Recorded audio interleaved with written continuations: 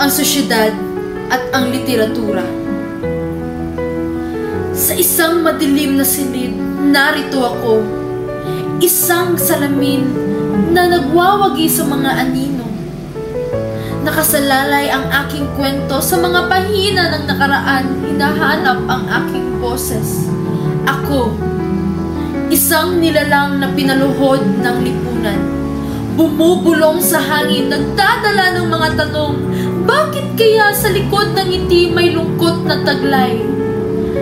Bakit sa likod ng yaman may mga luha sa gabi sumasabay? Sosyedad, ikaw ang aking guro at kaaway. Sa iyong mga batas ako'y nakapagtatanong, sino ang nagtakda ng tamang daan? Bakit ang pagkakaiba ay tila isang kasalanan? Sa mga aklat, naroon ang sagot. Mga kwentong nagsasalita ng ating mga daing. Ang mga tula, ang mga sanaysay ay mga salamin ng ating mga paglalakbay. Nasa mga pahina ang mga pangarap ng mga taong nawasak, ng mga puso'y napagod. Ngunit sa bawat sulat, may pag-asa. Isang bulaklak na muling sumisibol sa lupa. Mga letrang tila mga bituin sa madilim na kalangitan.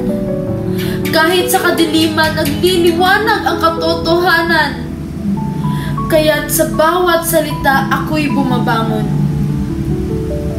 Nagmumula sa mga akdang nagbigay sa akin ng lakas. At sa huli, ako'y isang bahagi ng kwento. Isang patak sa karagatan ng mga damdamin, sosyedad. Sa kabila ng iyong mga sugat, ang literatura ang nagsisilbing ating daan patungo sa liwanag. Dahil sa bawat tula, ako'y nabubuo. Sa bawat kwento, ako'y nananatili.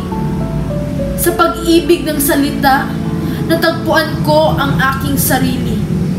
Ako, ang sosyedad, at ang literatura. Nagsasanib sa iisang awit ng buhay.